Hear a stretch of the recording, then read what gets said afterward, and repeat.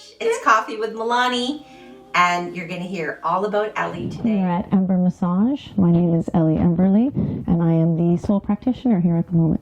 Oh, that's where the Ember comes from. It's Emberly. I love it. Yeah. I love it. Okay, now I heard a very interesting story about you, that you are actually from Nova Scotia. I am a local Dartmouth girl, and I was away for a while and then came back about 3 years ago. So I am one of the East Coasters that felt the call to return in the last 3 to 5 years. Yeah. Awesome. So now you're here. Now you're in Hubbard's, Nova Scotia, and you have a clinic right here by the post office. Yeah. And why Hubbard's? Why Hubbard's? Originally, when we were looking at moving back to Nova Scotia from Ontario, we had looked at a few areas, but we didn't want to sort of confine our radar too much. We wanted to consider all the options. And sort of out of left field came this posting for this house that was for sale in Hubbard's, and we thought, it's not an area we had looked at, but let's go check it out. So we went and checked out the house, so we knew right away. So we started investigating the area and sort of finding out a little bit more about the area of Hubbard's and the broader area, and then more about Hubbard's itself, and really started to learn that it would be a place that, you know, we gelled well with, and a people we gelled well with, and a great place to bring up our 2 young girls. So that was, in the end, the decision made between that and falling completely in love with the house. So That's amazing. I haven't seen the house, but I'm sure it's awesome. Gary Dory built it, and it is a beautiful house. His wife designed it, and Gary built it, and they lived there most of their lives, most of their married lives together, and you can feel that it was built and designed with all that care in mind. And yeah, it's a wonderful place. That's amazing. Yeah. Well, welcome to Hubbard's. And so how long have you guys been here? So we're coming up on our 2.5-year mark now. So we've been back in Nova Scotia for almost 3 years now, and we spent a little bit of time in Dartmouth renting a place just to kind of be able to look around and get a feel for some of the areas and the houses and whatnot. And so yeah, it's been about 2.5 years now. Wow. Yeah. So tell me a little bit about your experience in Hubbard's. Just before you open this, you're living here, you've had a couple summers already. What's it like living in Hubbard's, Nova Scotia? It is amazing, first of all, is the top word for that. I really love so many aspects about this community. I love the people who are here all year round, and I love the people who aren't here all year round, and I enjoy the ebb and flow of that. I wasn't sure when we first moved here, when summer was finished its run and then we moved into winter, what it was going to feel like. And this community that emerges in the wintertime is such a close-knit, such a well-involved, in the best way, community with each other, to keep the social interactions happening, to keep the joy, happening in the dead of winter is just, it takes a lot of effort to do things like that. And the community really pulls together and really does this amazing job of staying social and staying together and staying a community, even if the winter makes you feel like you just want to stay inside all day.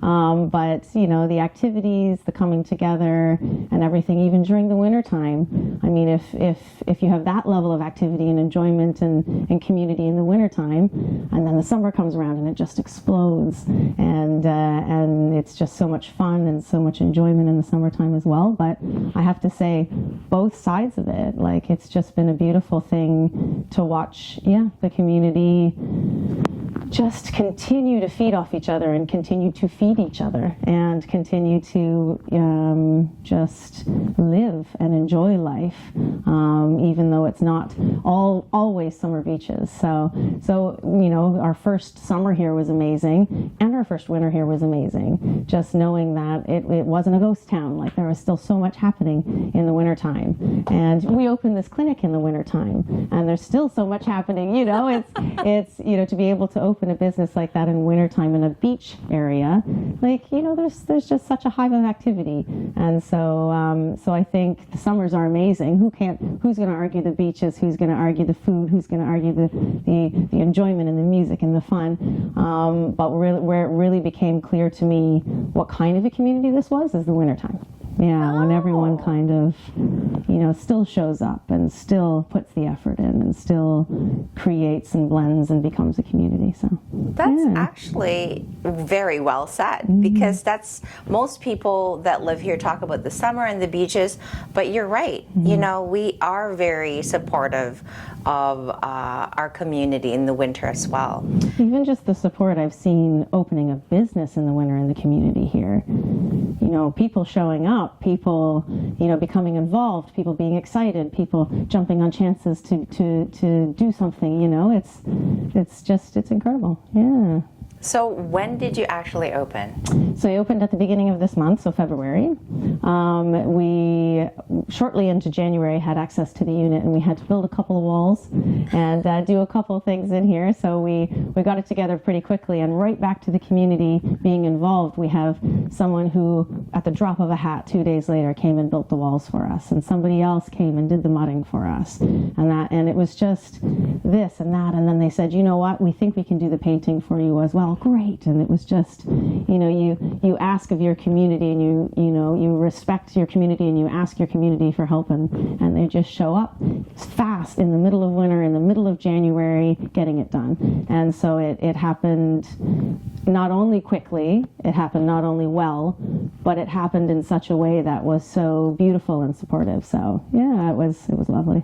And I hear already from the grapevine, they've already come here to make appointments with you. Oh yes, yeah. It's been I love to say it's the best problem to have, where it's been busy right out of the gate, and you're hitting the ground running, and it's been busy. It's been lots of discussion with people in and around the community, lots of work with people in and around the community, and even sort of outside of these walls, work within the community, supporting auctions and these sorts of not-for-profit fundraising and stuff that's been going on. It's been work out there in the community as well, and between the full appointments here and the all that's been happening in and around as well, it's just been so busy in the best way possible. Definitely keeping me from being bored in February, let me tell you. And it's been wonderful. Yeah. That's great. Oh my gosh, I'm so happy for you, and welcome to the community. Thank you. Specialties or your modalities.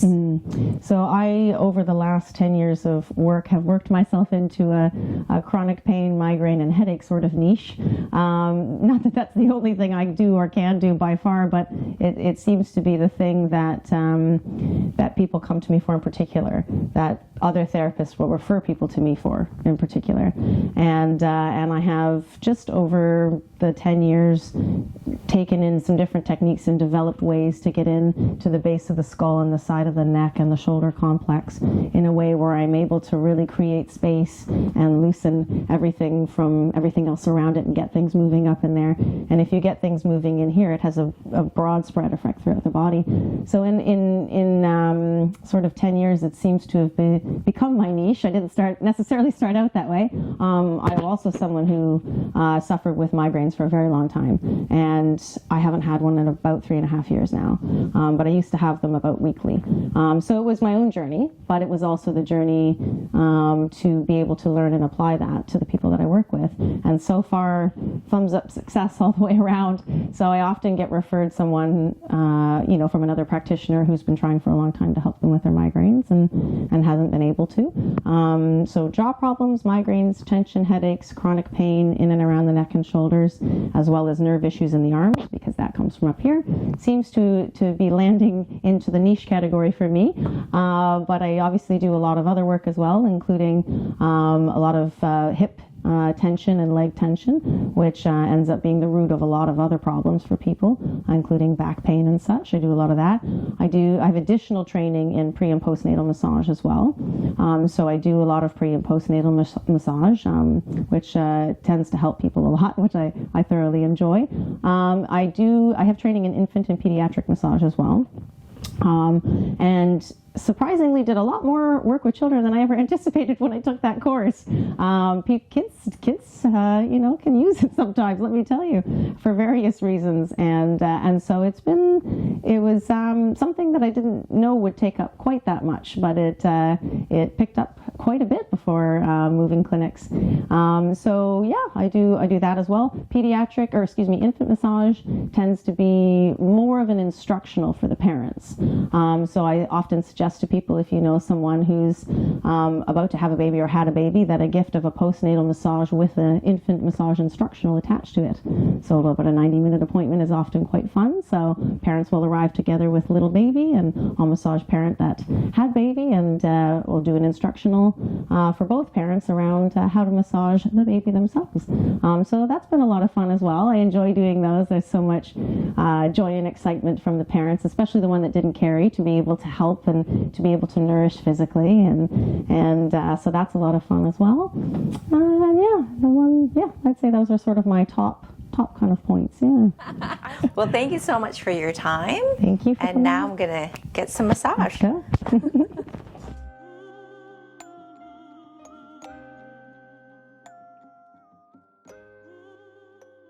The embers were a nice touch for Ember Massage.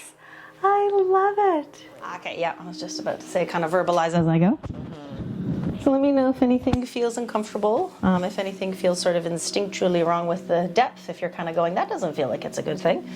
We want to know that. We want to hear the body's instinct around all of that. So if something feels like it's just a little bit too much, let me know.